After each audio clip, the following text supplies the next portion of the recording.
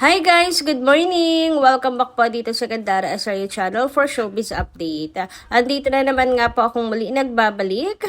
Ang nagmamaganda ninyo kachisbosang Kim Pao, wala na nga pong iba, ang lokareta si Gandara SRU upang magatid po sa inyo ng latest update and fresh happenings patungkol kina Kim Chiu and Paolo Avellino. And para nga po sa umagang ito, ang tatalakayin naman natin at pag-uusapan ay may kinalaman nga po dito sa world tour nila Kim and Paolo na maya-maya lamang po ay magsisimula na mga kakimpaw.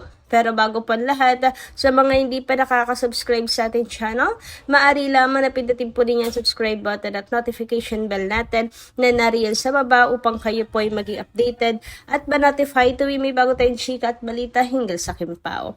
Basta mga balita na may kinalaman, kina Kim Chiu and Paolo Avellino, sagot na nga po natin yan.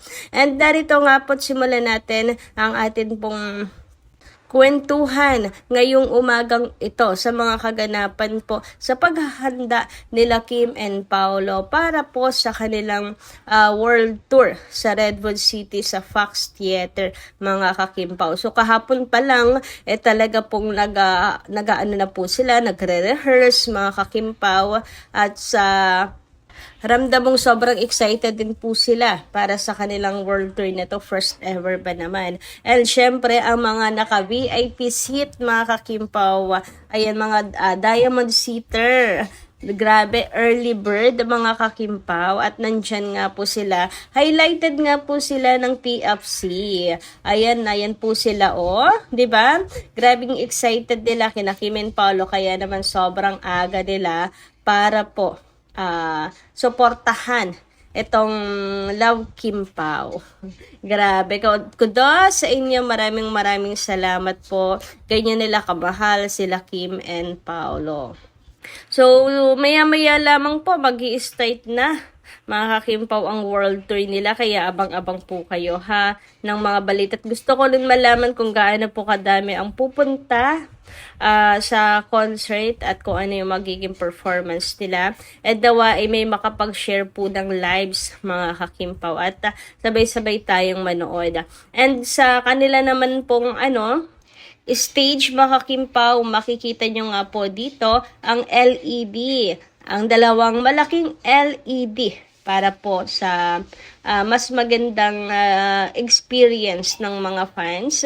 Para yung medyo malayo-layo ay makikita po ng maayos sila Kim and Paolo. Grabe, ang laki rin po ng LED na to. Tingnan nyo yan mga kakimpaw, sobrang laki. And eto po sina Kim and Paolo sa kanila pong pagre-rehearse mga kimpaw at paghahanda. And syempre ang mga technical teams, ayan, pati po sila nagre-rehearse din po.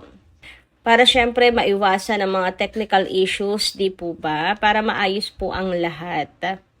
Grabe, isa din sa pinaka-inaabangan ko ang mga outfit ni Chinita Princess. Naku, panigurado yan mga kakimpaw na kabog na naman ang mga outfit ni Chinita Princess po dito. And syempre, ang duet ng Kim Pao. Ano kaya ang mga kanta na napili po nila? Ano po kaya yung mga songs? Sana hindi po mawala yung aking prinsesa kasi yung kantang yon bagay na bagay talaga kay Paolo Avellino nakantahin kay Kimi.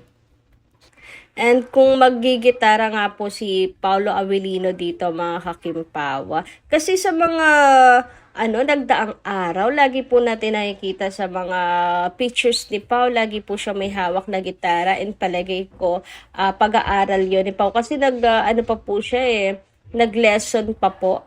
Tingin ko para ito po sa Love Kim Pao, pinaghandaan ni Paolo Avellino. And si Carmel din po, mga ka-KP ayan, at ready na din. Todo rehearse na rin nga po para naman maging kahalinhinan po siya nila Kim and Paolo. And dasal ko ang masaya, ang maganda, matiwasay at successful na event, show o concert ni Kim and Paolo sa Fox Theater. Sana mapuno po ng mga tao, Kasi marami din po ay nag-avail ng ticket. Yung venue, 1,000 plus po katao ang maaari pong dumalo. ang capacity ng venue nila Kim and Paolo. Anyway, dumako naman po tayo dito sa comment ni Miss Annalyn Hiccup. Sabi niya dito, good morning Gandara, Kim Pao forever. Hala Gandara, napaka-sweet ni Paolo. Kinuha niya ang bag ni Kim. Siguro napakaraming baon sa kanyang boyfriend. Iyan ba ang walang tao? Bukas natin makikita kung gaano karami ang nagmamahal na Kim Pao. Basta sa mga nakita kong picture, okay na ako Gandara. Happy na ako, good luck sa show nila. At magpahinga sila kasi sasabak sila ng ilang araw. Oo nga po sasabak na talaga ang Kim Pao. And I hope na ma-enjoy din po nila ang pagpunta po sa Redwood City. For sure si Kim, talagang lulubusin po na siya ay nasa ibang bansa. Kasi kung tutuusin si Kim, wala na pong time magbakasyon. Wala pong time na makapag-abroad dahil sa dami po niyang gawa dito. Kaya naman, yung kanya pong paglalamierda, mga ka-Kim Pao, sinasabay na po niya sa kanya pong trabaho kapag meron po siyang work abroad, 'di ba? At napakatalinong pamamaraan po nun, mga ka-KP. Ano lang talaga, schedule at saka talagang sipag, dapat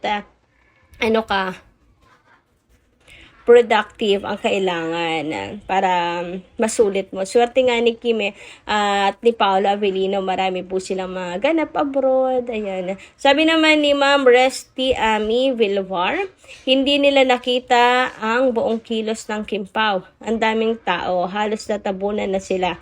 Kontrabida, naka-enter na naman. Imposibleng hindi po sila makaka-enter. Mga hacker po ata yan sila. Kaya pati po sa bakuran na may bakuran, nanghihimasok po sila. Para lang po manggulo, para lamang po magsalita ng kung ano pa man laban sa Kim Paulandia. Anyway, sabi naman ni Ma'am Kitty Bells, yan, gusto ko sa iyo Gandara, ang saya mo. Tawa ko sa iyo, grabe. Kahit mag-isa, basta ako naniwala na parang totoo ang pamanhikan nila. Thank you so much, Miss Kitty Bells, and talagang yan ang kailangan natin, ang maging masigla, masaya, and energetic sa paghahatid po ng balita para kina Kim and Paolo. Kasi para makabawi naman tayo sa sobrang dami pong mga negatives. And ginagawa rin kasi nila Kim and Paolo yung best po nila para maging panatag po tayong lahat. Panay po ang paglalapag ng ayuda. So, paano hindi ka sisiglahan nun, hindi ba? Kaya nga buhay na buhay ang dugo ko. Lalo na nung mga nakaraang araw, Ma'am Kitty Bells. And lalo na ngayon yan. Dahil may world tour na nga sila Kim and Paolo. This is it, pansit, konting oras na lang mga ka-Kim Pao. Ready na po mag-start sila. Kita ko nga yung mga pictures ng rehearsal, paghahanda, set up po ng stage. Ayan.